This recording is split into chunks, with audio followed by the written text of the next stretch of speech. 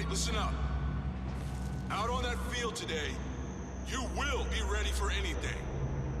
And I want you to always remember, this is the greatest team you will ever be part of.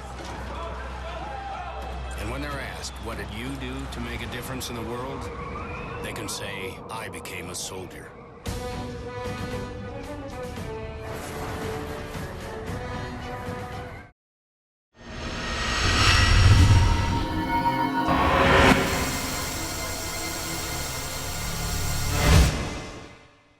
I think you said the key word, team. Had a hard time for the last 12 plus months, more than that, I guess, in the concept of team and what it takes to be a good one. And every day we seem to find new ways to tighten those bonds and make us one. And the fact that we're doing that gives us a greater opportunity to win. I heard one coach say that his team today is game ready. That would scare the hell out of me if I thought our team was game ready today. You know, we still have way too much time in between now and then. We need to build towards that. I can say with certainty we are better off, way better off than we were a year ago at this time, but we're not ready to play a game yet. We're not. How's your quarterback situation going right now? Man, that didn't take long, did it?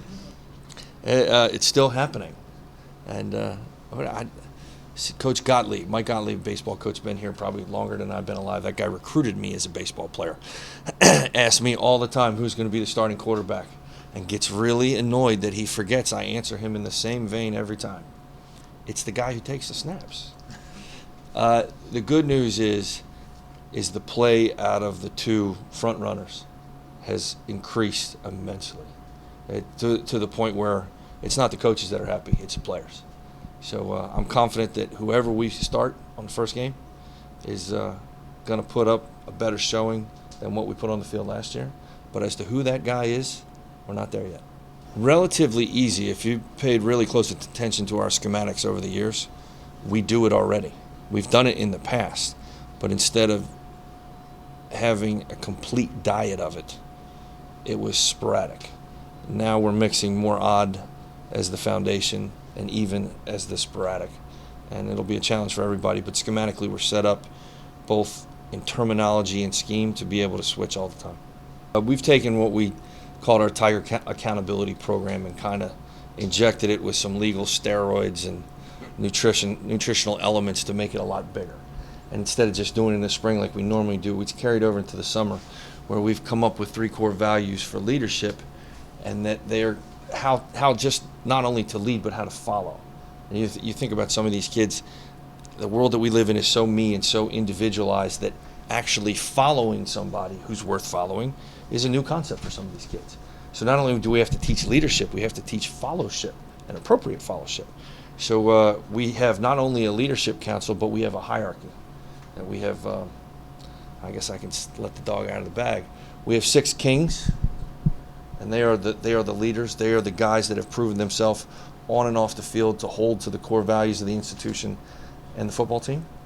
And underneath of them, we have the Sentinel Warriors that keep watch over all things that is Towson football. And then we have the soldiers that you cannot live without underneath.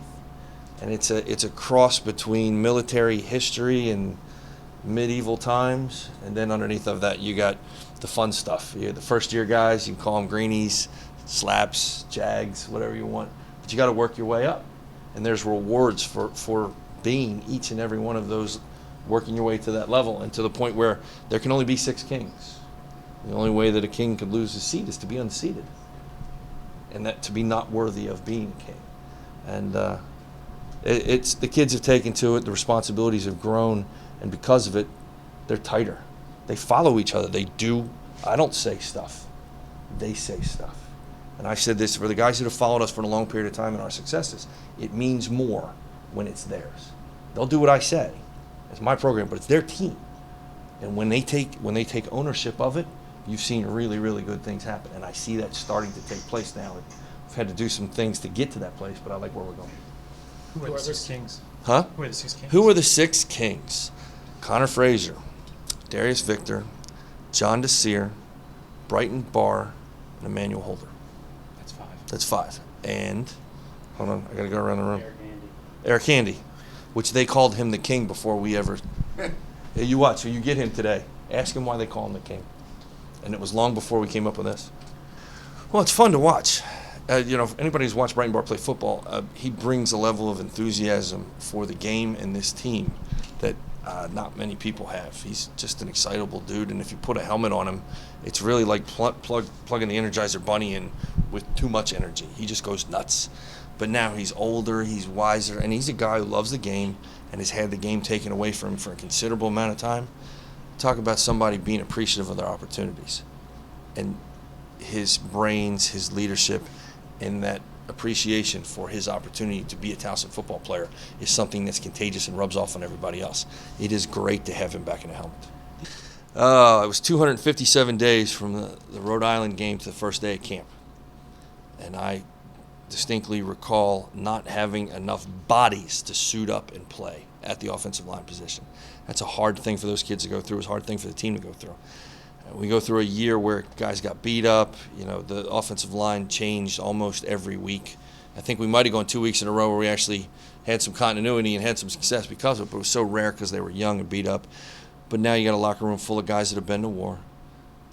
They say they've been to the carnival, they've seen the puppet show, they know the strings, they know what's real, what's not. But more importantly, they had a chance to have a mirror put right in front of their face and go, this is what I was, this wasn't good enough, and 6 to 8 months to find a way to get better.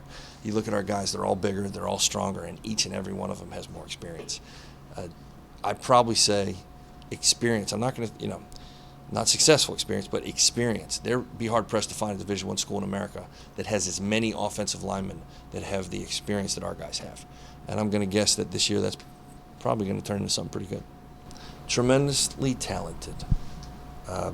That's another kid that he can just go. Loves football, loves to hit, and truth be told, he's a little weird, which you got to be if you're going to be a linebacker. There's no normal human beings that play linebacker, so I like the fact that he's a little odd.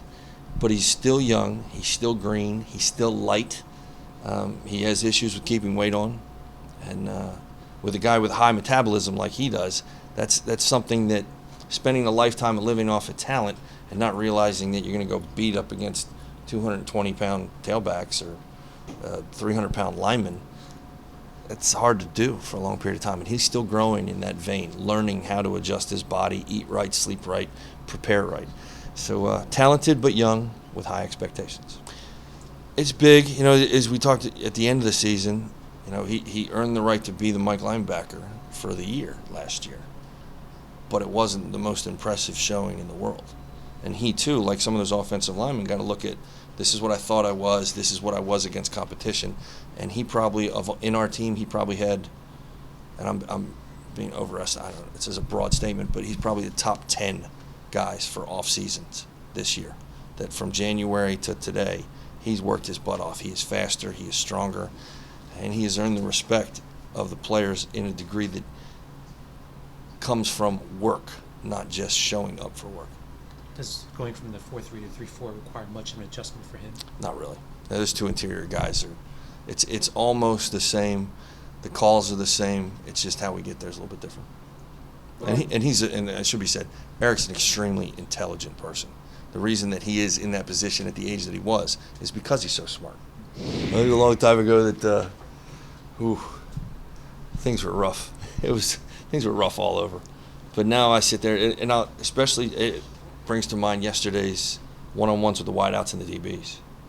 And I'm looking at multiple guys on both sides of the ball that are sub 4.5. Guys with size, strength, and even in the case of these transfers and stuff, experience. That alone was worth the price of admission just yesterday, and that's our everyday.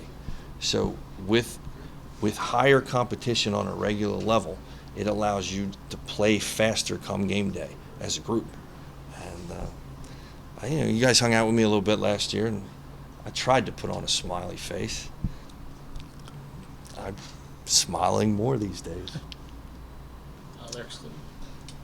Both extremely talented, both extremely physical, which I had an idea they might be, but when you step up to the next level and you start playing against guys, we got a guy named Christian Summers who's 6'2", 220, and he's a bull with great hands, and he's not afraid of anybody, and these kids aren't afraid of him. So that competition is physically stiff. I'm not going to make any statements about, where they're going to end their careers, and potentially those are two really, really, really. How many reallys am I allowed to say that you're going to stop printing? Really, really, really, ... really good corners. Practicing faster. I would say that, and is trying to explain this to the kids. And you got to go back a couple years. Before we played Maryland, I told them, look, we're just as fast as they are, just as strong as they are. We might give up an inch or two at a couple positions. But other than that, you put 11 guys on the field.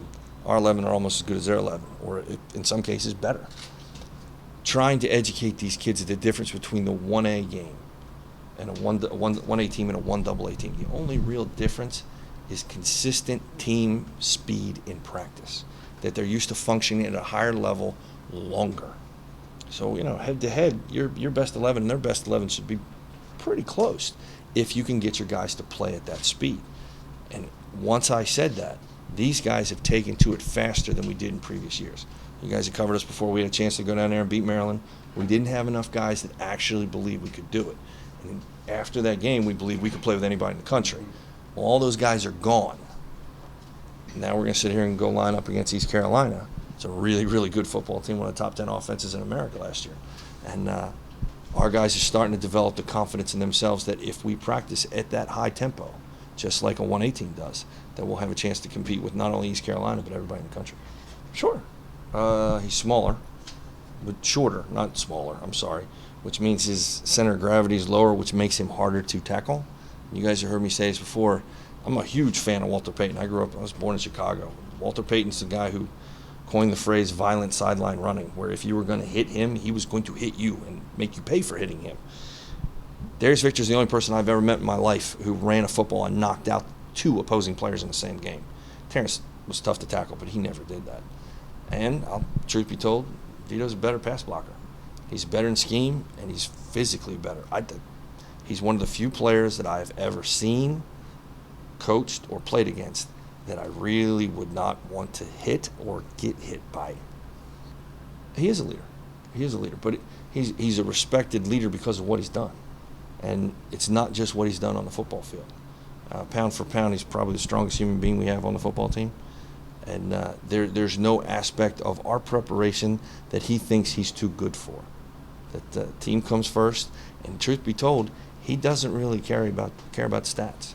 Markel Dickerson is a talented young true sophomore, and the two of them are a solid 1-2 punch. And you would think that the two of them would be fighting each other for reps, and they're not. When one guy has a great run, his biggest cheerleader is the other one. Now, when you got 2 talented backs like that are that unselfish, you got a chance to have a pretty good offense.